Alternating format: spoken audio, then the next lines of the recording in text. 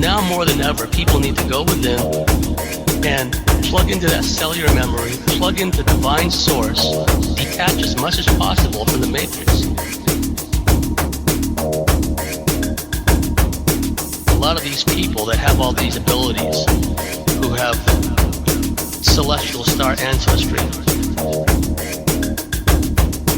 they're operating not only throughout this cosmos, but in higher planes, and they're working against the Draco Empire.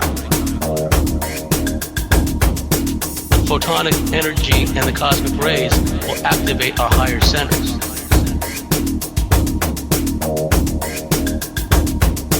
And it's incumbent upon us to ride that frequency wave.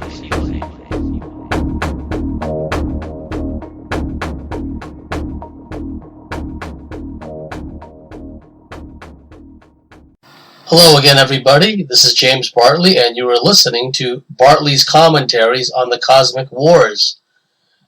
We just got back from the Byron Bay UFO conference yesterday, Byron Bay, Australia, the first ever Close Encounters conference. I was a featured speaker there, as were a number of people. Actually, there were two conferences back-to-back at the same venue. The venue was the Byron Bay Community Center. The first 2 days, January 13th and 14th, Friday and Saturday night, was the Afterlife Explorers Conference. And then on Sunday and Monday, January 15th and 16th, we had the Close Encounters Conference. And I was the featured keynote speaker Sunday night in the theater downstairs, a circular tiered seating arrangement. I had a very good turnout, and I gave what I felt was a pretty good lecture. 75 minutes of MyLab information, short break, 75 minutes of reptilian information. And I had to run through a lot of points. I couldn't delve into detail about key specifics about the well-known and not so well-known nuances of the MyLab and reptilian issues, but I feel for the most part I hit the main points, and many people came up to me afterwards and sent me messages saying they really enjoyed my talk and felt it was the best talk of the whole 4-day series of conferences. I know there is a groundswell of support for the kind of information my colleagues and I put out. In fact, people hunger for this information. They're tired of the same old tripe about New Age la-di-da stuff about, oh, you're just too fear-based when you talk about the scary aliens, there are no scary aliens, etc., etc., etc. We've all heard it before. But I was very encouraged to have such positive feedback from people who'd gone through some hardcore experiences themselves as well as their family members. It was quite encouraging and uplifting to Kylie and I to hear all this positive feedback. The topic, or one of the topics of this commentary, will be Lightworkers Get Hammered Sometimes, or it can also be entitled, Sometimes Lightworkers Also Get Hammered. And what I mean by that is you can always tell, for the most part, who a fake, fraudulent lightworker is. They either profess to never having had experienced spiritual warfare, or they're so mind-controlled and entity-infested they wouldn't know spiritual warfare if it fell out of the sky and landed on their head. The real lightworkers at times get hammered by spiritual warfare. They get hammered by entity attacks. They get hammered by frequency, electromagnetic field effects, abductions, harassment, etc., etc. Not surprising, many true light workers also get hammered from those around them, either narcissistic family members, entity-infested family members, entity-infested extended family members, friends of the family, etc., etc. Sometimes one feels that they're isolated and hemmed in when they do this kind of work, and I know there are many of you out there laboring under relative obscurity and wondering to yourself, am I even making a difference? Yes, absolutely you are. You're absolutely making a difference, a huge difference in your own sphere of influence, far beyond whatever I can do, because those of you out there that are standing in the gap and being the true light warriors, light workers, light warriors, you do have support. You do have air support, if you will, higher dimensional extended ET star families, spirit elders, etc., etc. So you really are not alone. But just know that there are many of us out there who are cheering you on and can feel the impact and the difference you are making. So please hang in there and just know that you're not alone, and we are all in this together. The reason I started this segment of the commentaries with this light workers talk is that once again I noticed that, and it's hard not to notice, but there are so many people out there that are spreading this false message of love and light. And sometimes the message is so incongruent with their own comportment, what's going on in their own life. Some of these people who profess to be light workers are living shambolic lives where they're just being hammered from the aforementioned negative entity-infested relatives, family members, partners, etc., etc. And the messages coming out of them of love and light and all this metaphysical pablum is completely bass-ackwards and incongruent with what's going on in their own lives. When we try to do good in this world, we can expect at some level to receive resistance and interference because we're going against the grain of this world. So look at these attacks sometimes as a backhanded compliment. You're making a difference. You're doing something right. You've got the entire hive Muppet consciousness across the multiverse riled up against you. Congratulations. You're making a difference. You're taking the pressure off others who need to have pressure taken off them for the time being. So, you're doing the right thing by resisting and by carrying on your work. Now, a fraudulent light worker can be characterized as someone who professes, at least publicly and privately, to never having had any negative experiences, never having seen or experienced any kind of negative entity, any kind of negative interdimensional, etc., etc. Yeah, I believe that when I see it.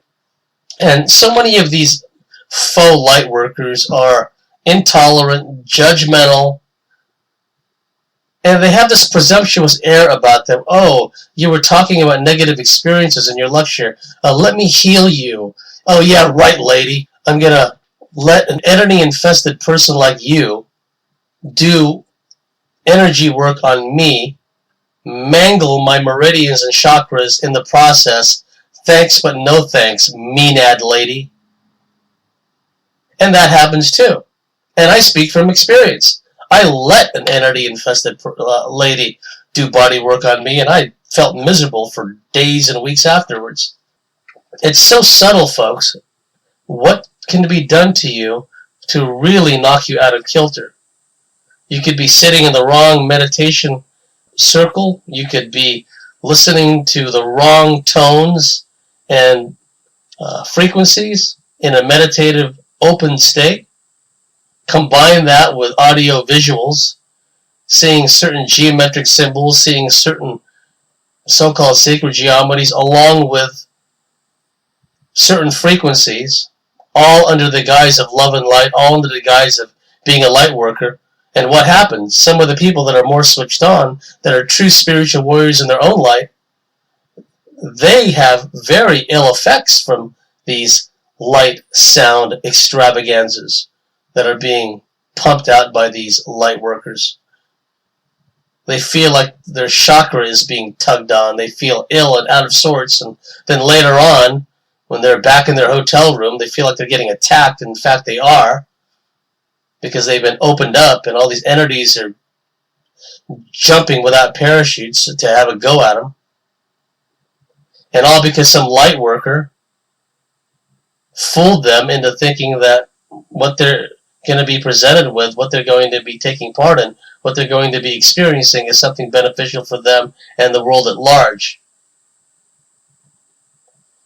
The road to hell is paved with good intentions. We must get back to being able to tune into people's frequencies and listen to what our bodies and our energy body tells us. Too often we listen to the words, what these people say, and especially when they're coming at it from this ego-driven, highfalutin, spiritual, know-it-all attitude. And they've got all the cliches down, all the metaphysical pablum cliches, all the metaphysical tripe, speaking in metaphysical riddles. Justifying, and being dismissive. I open up my speech talking about some of these people going around shaming alien abductees who report negative experiences, shaming them, making them feel guilty. Oh, you've had a MyLab experience? It's because you're a bad person, essentially. This is coming from these love and lighters, coming from these so-called light workers. Then later on, they presume, in their arrogance, to think they can help you by wanting to do a healing on you. The same intolerant people, the same judgmental people, judgmental people, the same entity-infested people. Because I guarantee you, the consciousness coursing through, or what passes as a consciousness coursing through these people, is not human.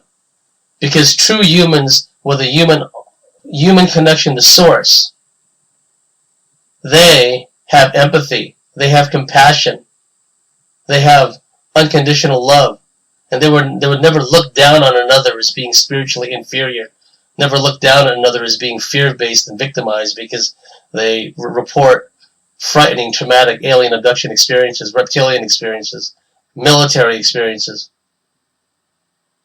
And yet that's the incongruent, hypocritical, bass-ackwards message that comes out of these love and lighters.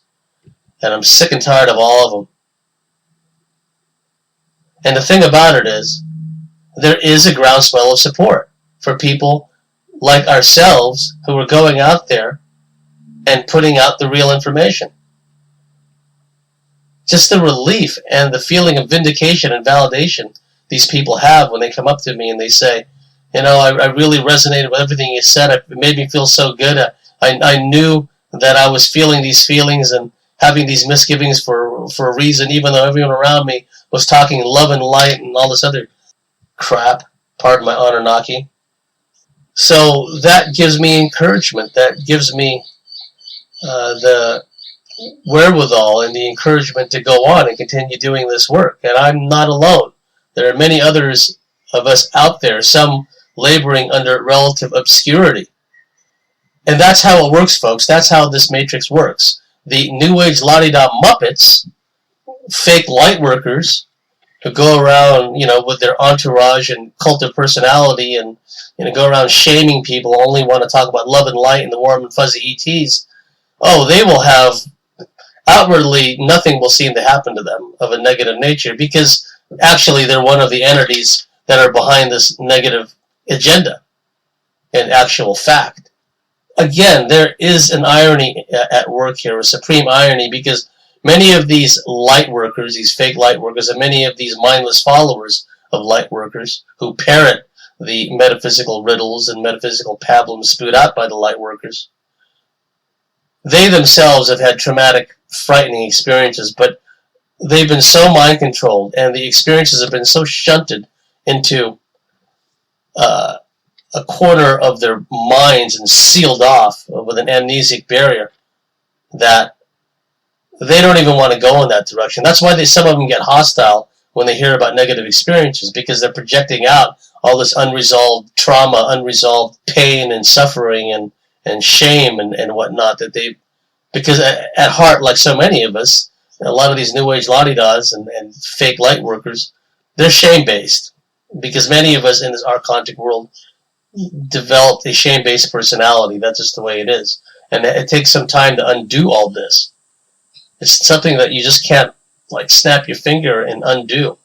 Undo a lifetime's worth of being beaten down and shamed and guilted and made to feel poorly of yourself, made to feel less than, made to feel unworthy.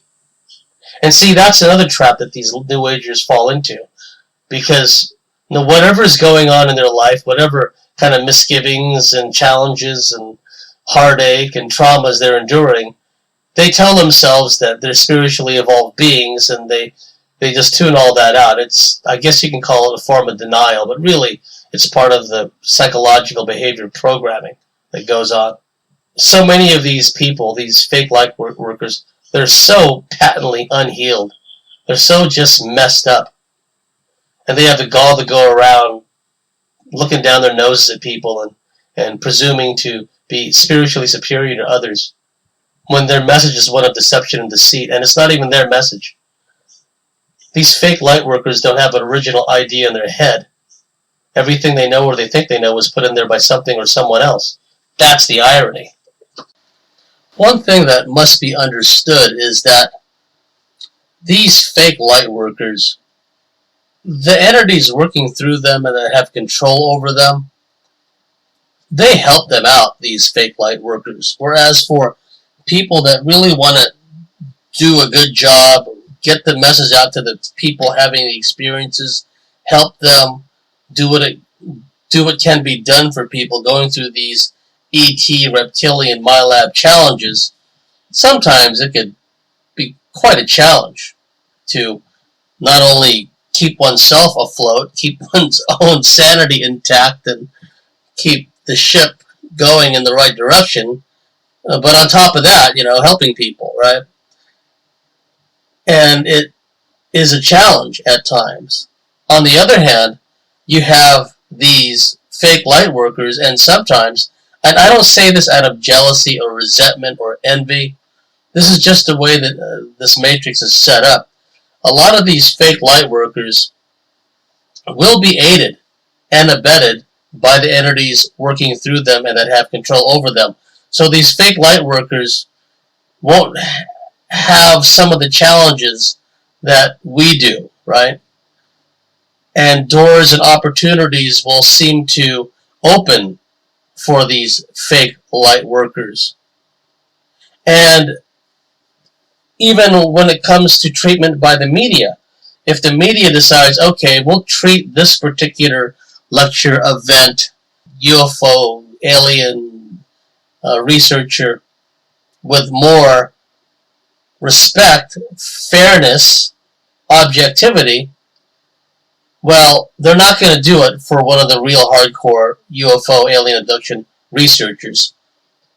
In those rare times when they decide to give the whole subject a fair shake, they will often as not either seek out one of these faux, nuts and bolts, bogus scientifically oriented UFO researchers, lights in the sky types, and they'll come on and they'll talk about some sighting, and at the end of the short clip they'll say that, oh, it's all inconclusive and there's no real way to determine what exactly it was that was caught on videotape, etc., etc.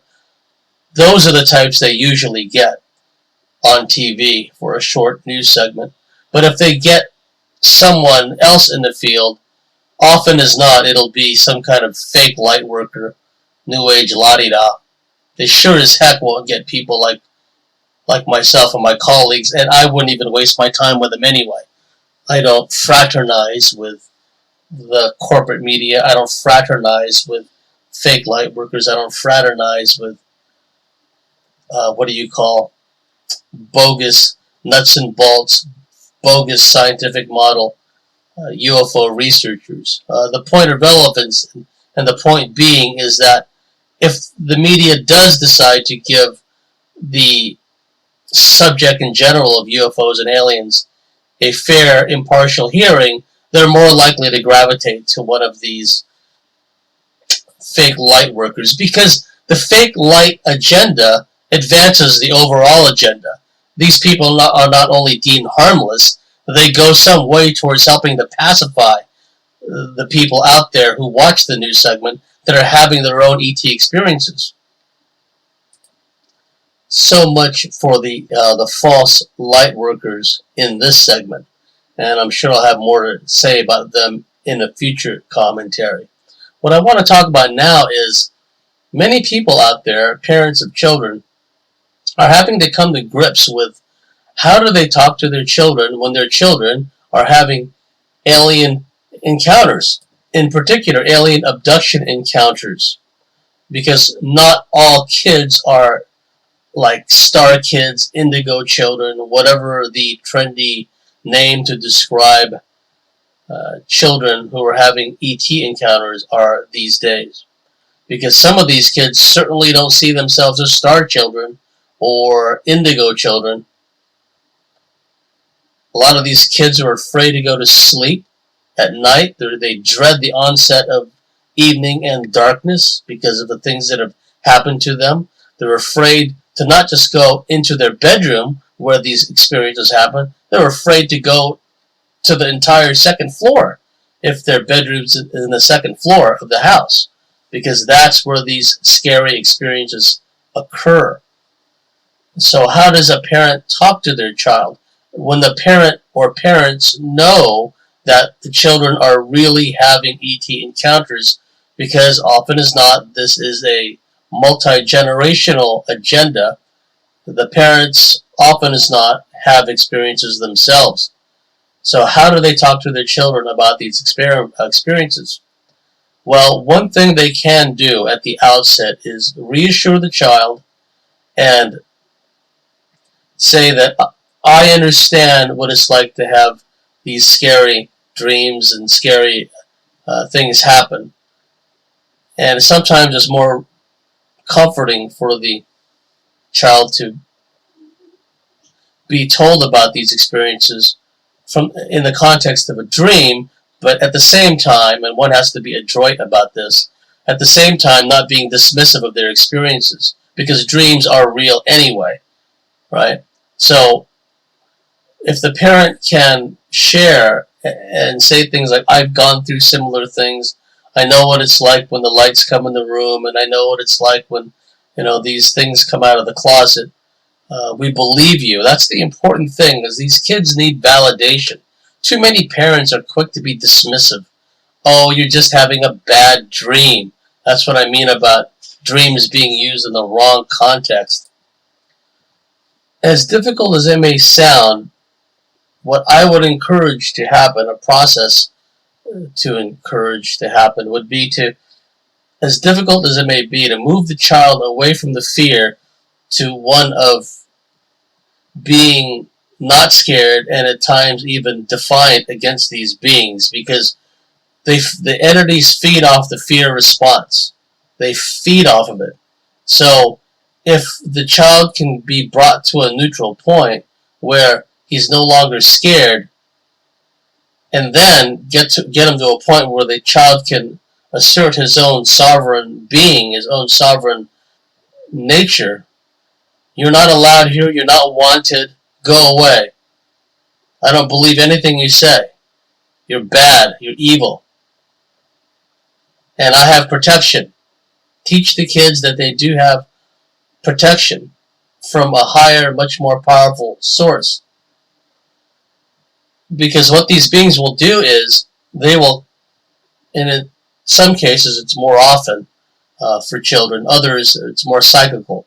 Like with me, with my experiences in the past, it was cyclical. They would come and do a bunch of stuff, and sometimes this would last for weeks or months, and then they go away and I wouldn't hear from them or see them for a while, and then they come back again. They would hit me at different points in my life, my teenage years, when I was 8 to 10 years old, when I was in my early mid-20s. They would just come around at different points. And with kids, they come around, and in their formative years, they begin to realize something is going on.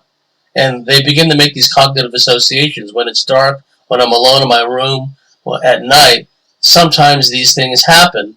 So it's no wonder that they develop phobias about a particular bedroom, about the nighttime, and we have to find ways to wean them off the fear, wean them off the dependence upon sleeping with the lights on, for example. I didn't have anyone that I could turn to when I was a boy. So for many years, clear into when I was a young adult even, I slept with the lights on for the most part. Not always, but sometimes. It depended if I had a prodromal feeling and I felt entities around and I had that creepy crawly feeling of being watched. Yeah, I would sleep with the lights on, and it wasn't just the lights; it would be the TV. It would have the radio playing, and I eventually had to wean myself off that by sleeping with night lights, sleeping with a TV in a darkened room with the volume down, and it took time. To this day, I could sleep directly beneath a bare light bulb, shining at full intensity, and it's not a problem for me. I could sleep right through it, right through my eyelids, all the light blasting through. Don't matter, I could still sleep. But with kids, sometimes you need to reassure them, embrace them, love on them, validate them. You don't have to go into all the sort of details about the ETs and whatnot. The different types of ETs and whatnot. But what you can do that's also therapeutic is you can have them draw. And it's amazing the kind of things these kids will draw. They'll draw little reptilians, they'll draw big reptilians, they'll draw bug-like insectoid creatures, mantis beings. And that can be a form of therapy, where when they draw the picture, then you can begin to talk to them about it. Yes, I've seen this before too. We're stronger than them.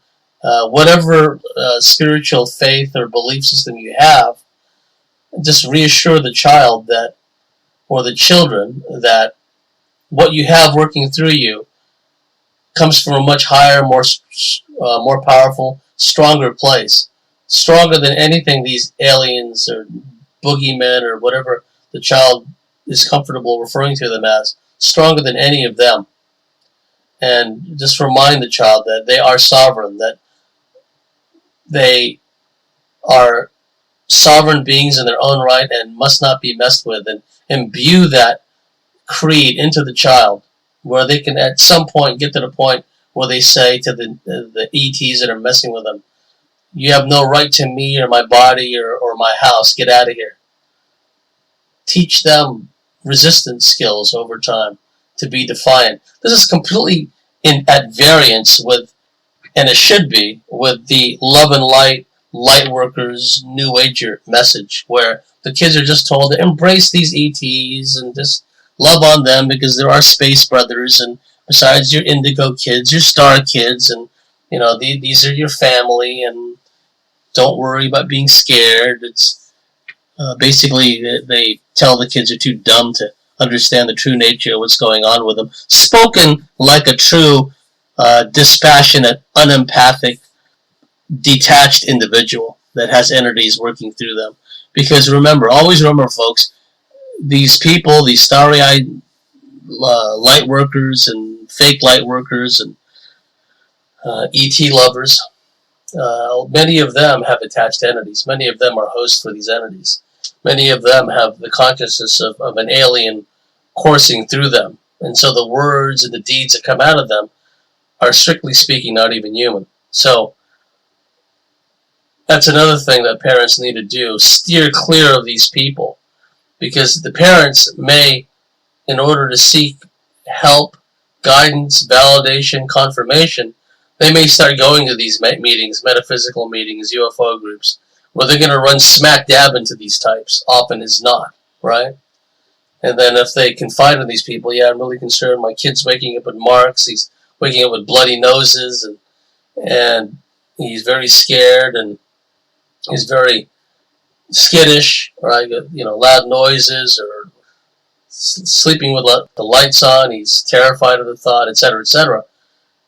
And then what'll come out of these entity-infested light workers is just, more pablum, more nonsense, more drivel. So definitely steer clear of them. They're just they're not just a waste of time, they're downright dangerous in many ways because of the entities of the consciousness working through them. What I'm going to talk about now are aspects of the reptilian brain, the lizard brain, as special forces. Some of them refer to the R complex. Ritualism forms a key aspect of reptilian control.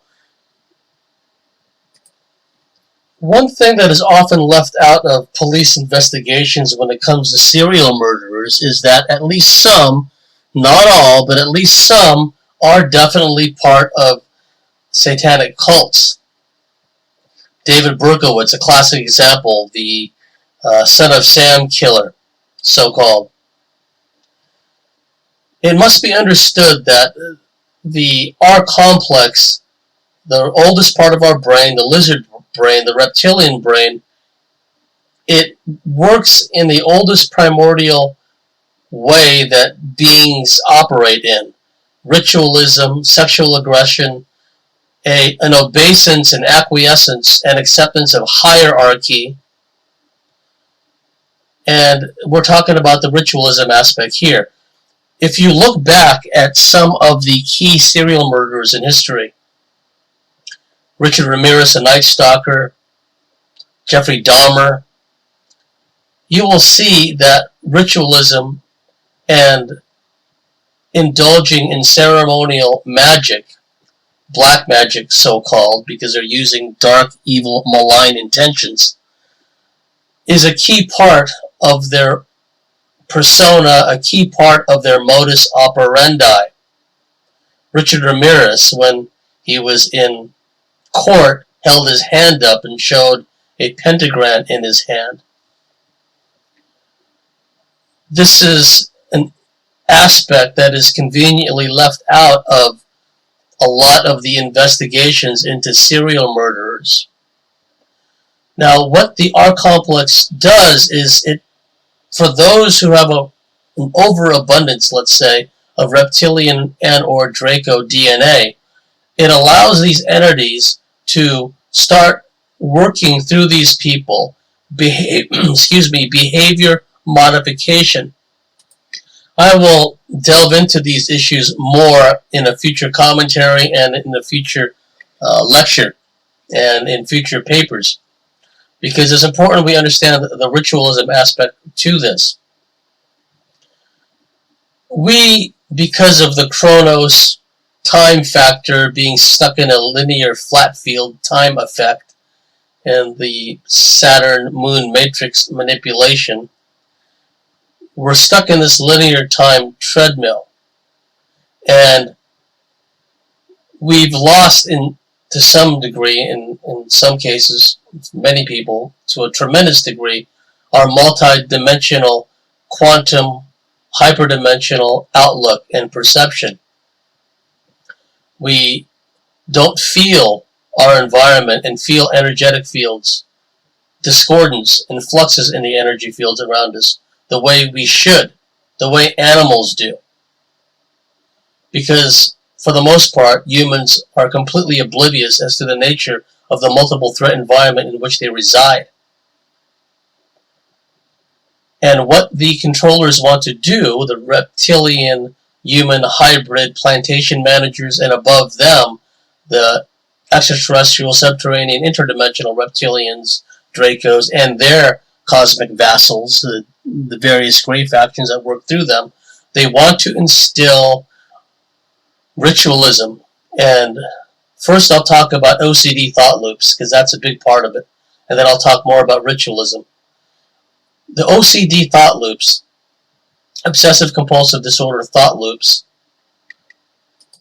to give but one example of how OCD thought loops are instilled by an external/internal source, because oftentimes these entities have formed an energetic attachment, attached cords, etheric implants, physical implants, and made some inroads into taking up the person at least part-time as a host. The OCD thought loops are largely responsible. It's part and parcel of a manipulation. which results in eating disorders, anorexia, bulimia. I've talked about this. I've gone through it. I've spoken to people who can see the reptilians in their etheric vision when they're not visible in the visible spectrum. They can see these reptilians, goading them, telling them that they're a fat slob and that if they don't stop eating, period, if they don't stop eating, they'll never lose weight and they'll never get a date, they'll never get married, they'll never have children, etc., etc. Now, these are people that happen to be able to see the reptilians. Now, imagine those people who can't see the reptilians, and they think those thoughts bouncing around in their heads are their own. I'm fat, I'm fat, I'm fat. I need to lose weight, I need to lose weight, I need to lose weight. And the people, oftentimes, sadly, young girls and women go through this. Think of Karen Carpenter. They begin to deprive themselves of nourishment and they become very sick, and in some cases they die. All because of some negative entity is putting thoughts in their heads, obsessive compulsive thoughts, making the person, in our example, a woman or a young girl, think that they're fat when they're not really fat. That's just one example of an OCD thought loop. And there are others, OCD thought loops of lack of self-worth, of loneliness, of depression. Remember, depression and feelings such as depression, they're an energy in motion. And simply by manipulating a certain part of the brain and certain parts of the energy field around a human, they can affect the emotions and the feelings of an individual. So many times we come across these people who've been hoodwinked by the mantis beings. Oh, I just felt this wave, this tsunami wave of love and wisdom coming off this mantis being.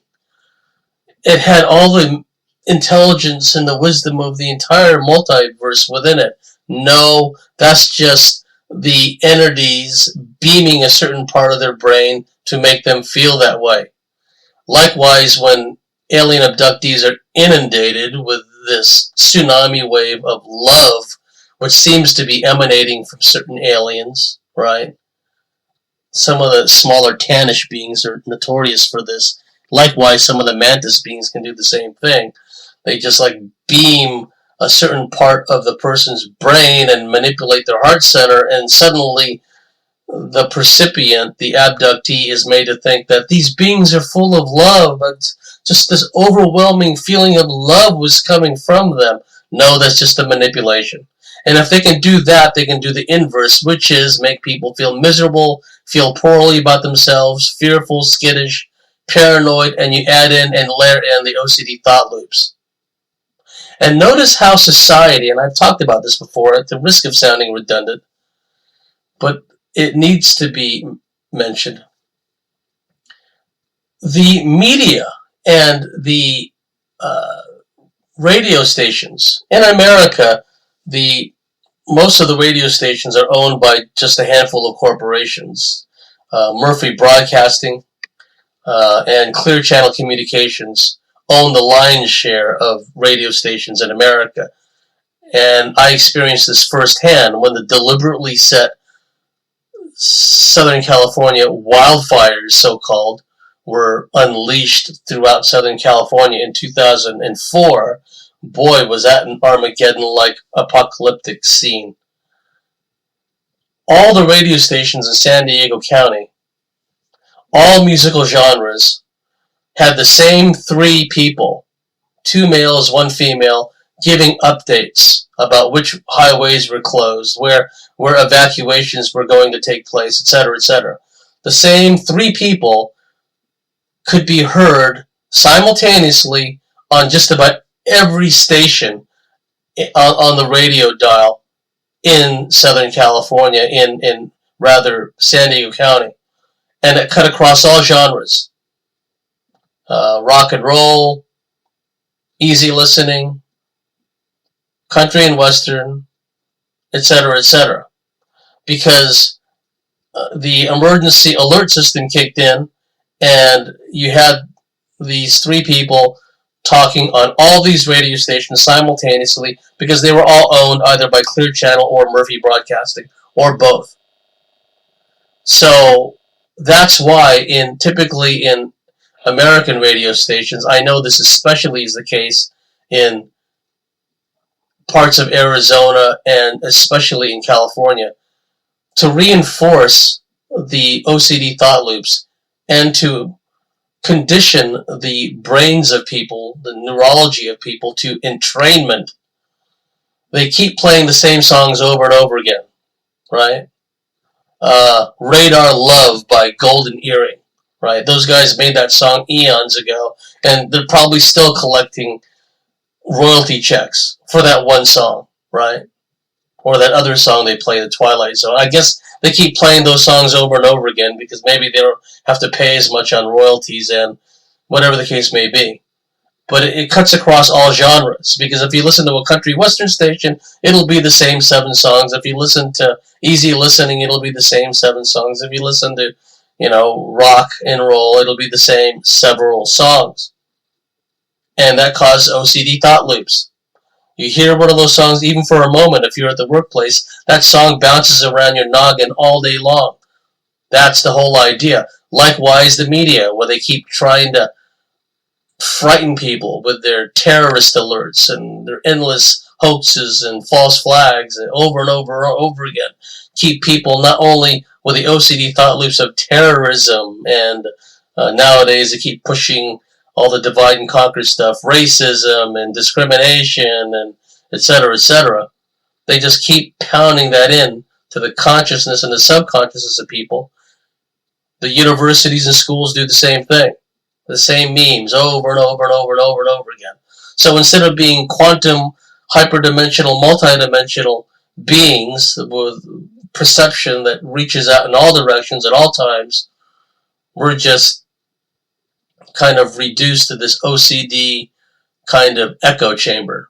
The same thoughts, the same emotions, the same feelings.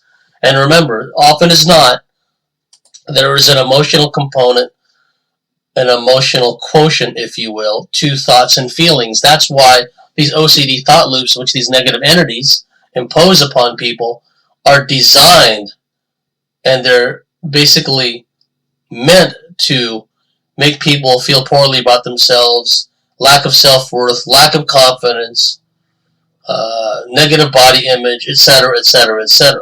They're not going to be pumping in OCD thought loops like, you're a winner, everything you do will come out smelling roses, you're going to be a success. No, none of that.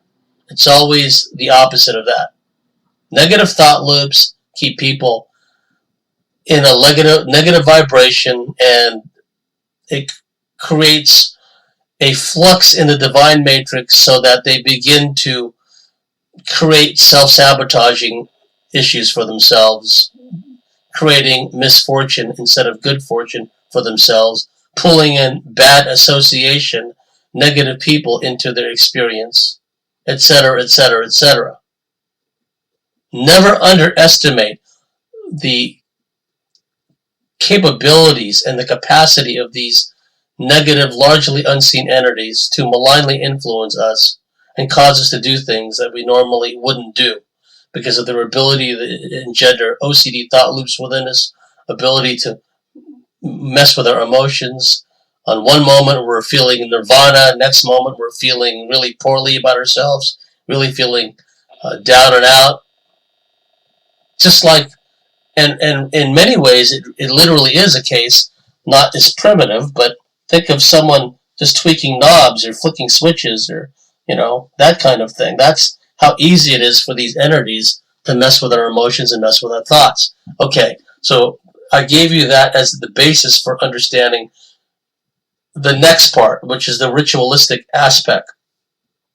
And David Icke talks about this too, that to some degree we are all ritualistic. There are certain things that we do that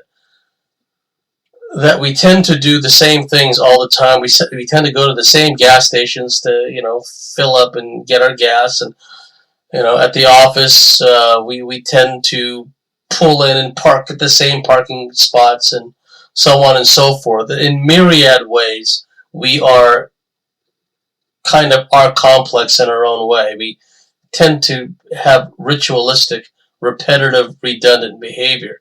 But what these entities do is they really push the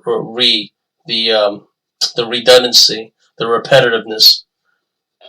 Like in extreme OCD cases, that's where you have people always washing their hands, where always have people going around checking the locks on the doors and wondering, oh, did I turn the light off in the upstairs bathroom? Did I turn the light off down in the basement? Do I need to go down there and check it? That's where all this stuff comes from, is OCD, and then embedding the ritual in it, the ritualism.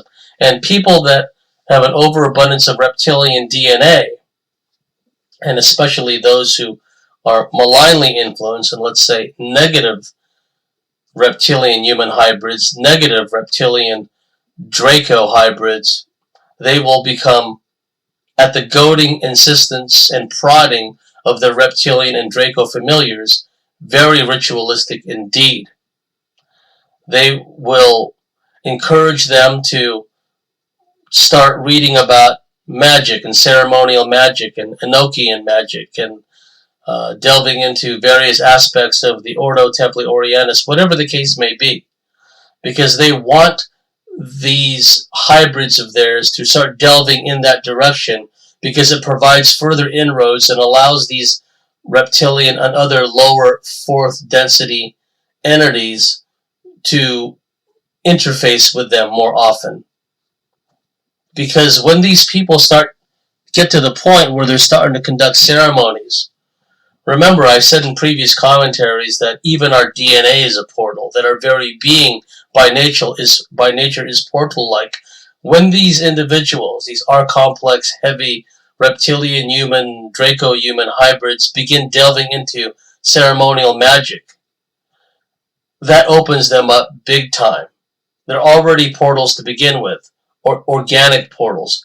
And then when they start chanting and toning in certain ways, I'm not saying that chanting and toning is bad, but in a certain context, certain invocations, certain script, if you will, certain ways of chanting certain words, certain songs are defaulted to bring in certain entities, are defaulted to bring about certain changes in the space-time continuum, in the energy field around us, in ways that are beneficial to these negative entities. So even if a person is doing some of these ceremonies and invoking some of these mantras and using invocations, etc., and they think they're doing it from a white magical, well-intentioned place, they may inadvertently be activating and triggering default systems set in place eons ago, not just millennia ago, because magic, as we understand the term, has been used throughout the cosmos, throughout the multiverse.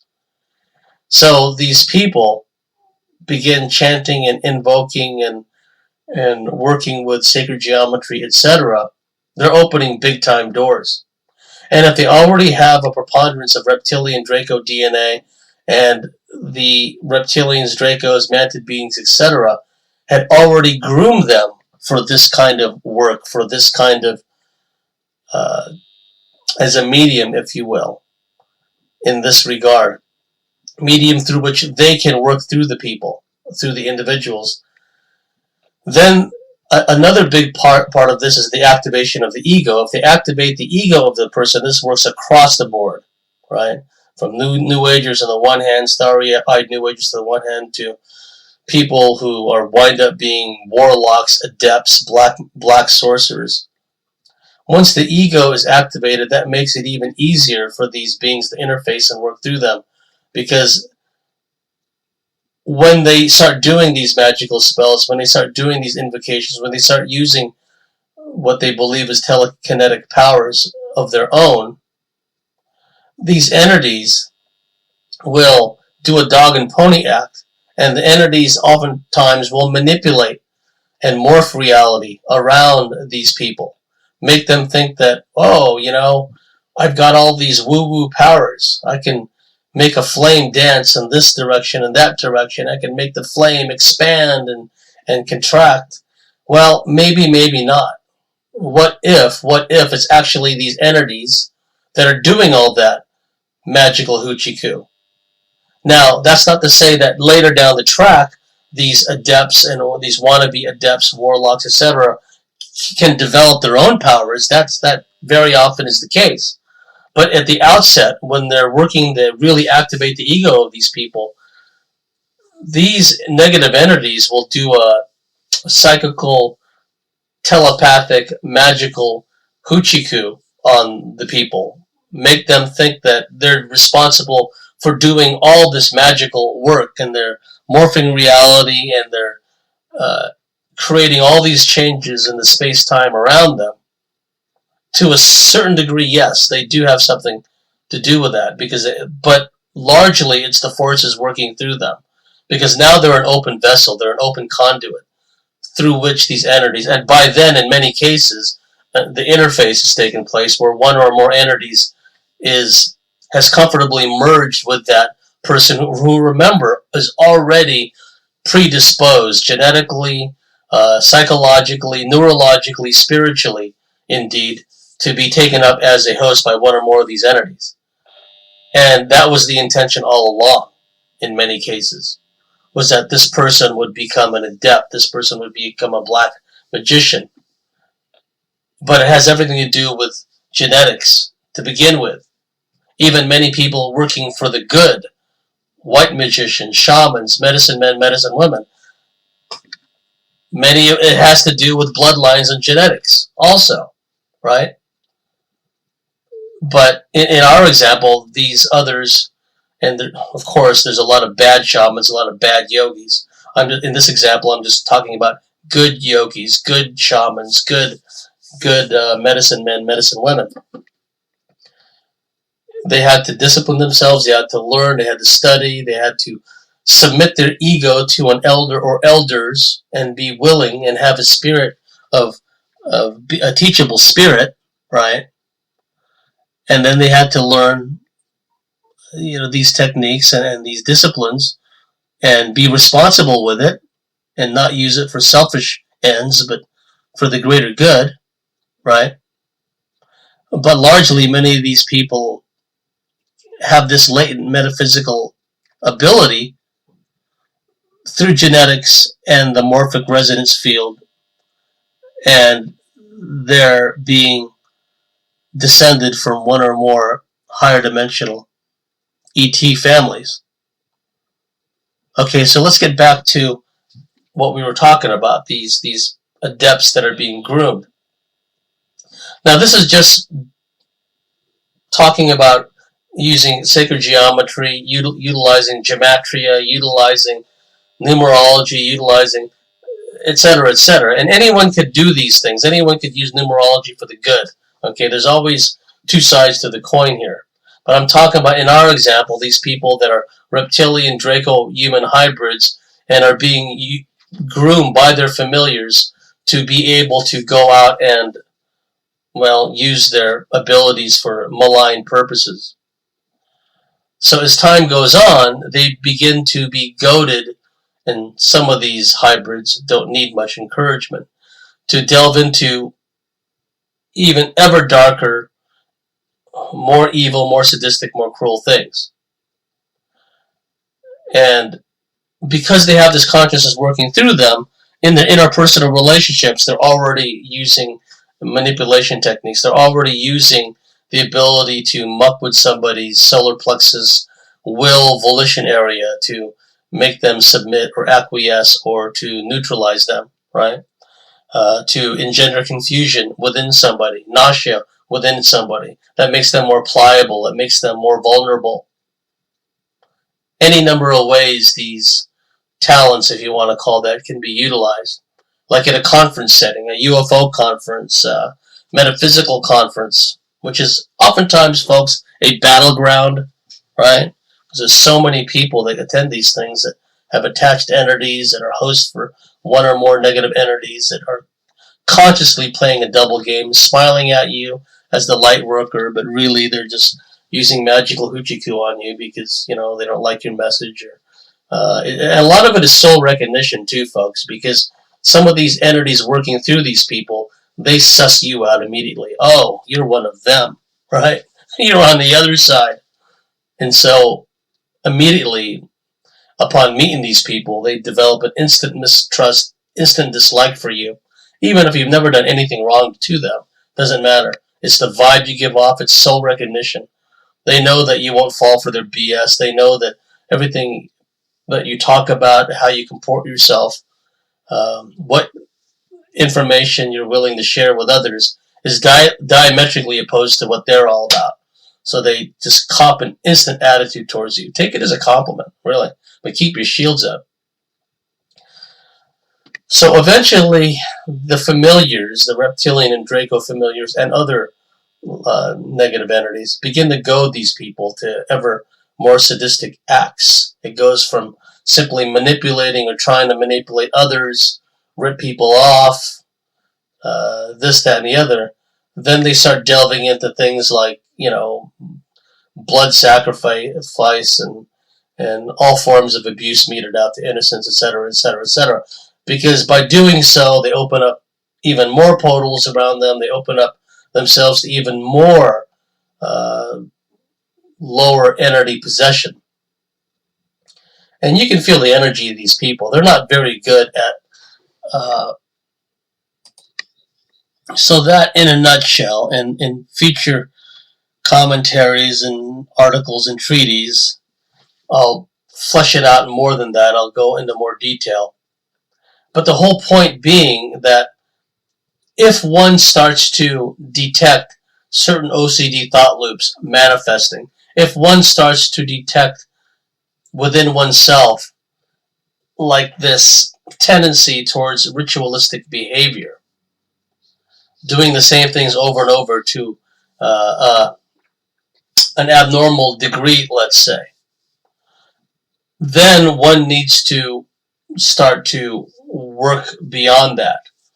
I think Carlos Castaneda, in one of his books, he was taught by Don Juan the art of not doing. And in a nutshell, and I'm not sure if I remember this correctly, it was rather than doing something that you normally do a certain way, just get into a mode of not doing where you're kind of breaking away from the pattern.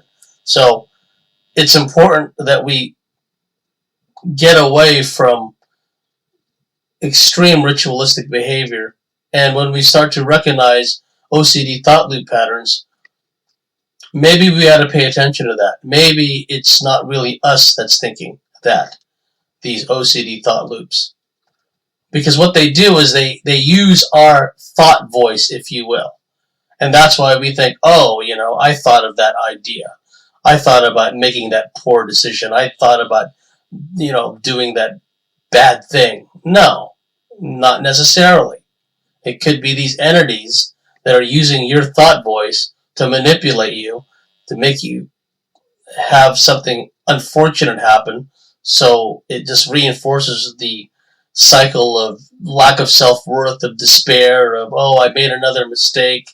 And, the self-loathing kicks in and we start bashing ourselves about the head for making mistakes and doing things that we ought to be doing, right? And they just love that. To them, that's like a buffet smorgasbord where they just love it when we're just beating ourselves up unmercifully for any perceived failings or for not doing something right or correctly or making a mistake. So when we start to recognize these OCD thought loops and the ritualistic behavior that goes with it, then we should take notice of that. Absolutely. And there's nothing wrong in principle with reading. Well, some of them I wouldn't read. But if you're just going to be looking through one of the Llewellyn books about Enoch, in the language of what John Dee and Kelly were working on, bringing back the angelic language of Enochian.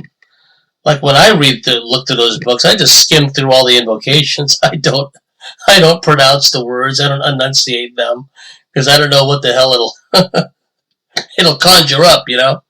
So I just like skim through all the invocations and whatnot. And I don't, even in my mind, I don't pronounce or enunciate them. So, you know, then I just get back to the main part of the text where they're describing certain things, and you know, then I just skip over all the invocations again, right? That's just what I do. Nothing wrong with having books in your library about, you know, the Golden Dawn or Aleister Crowley or whatever, right? I mean, if it's, you know, for research purposes. So just keep that in mind. But again, just be kind of careful about what you enunciate, what you invoke. So we've reached the end of this segment of Bartley's commentaries on the cosmic wars.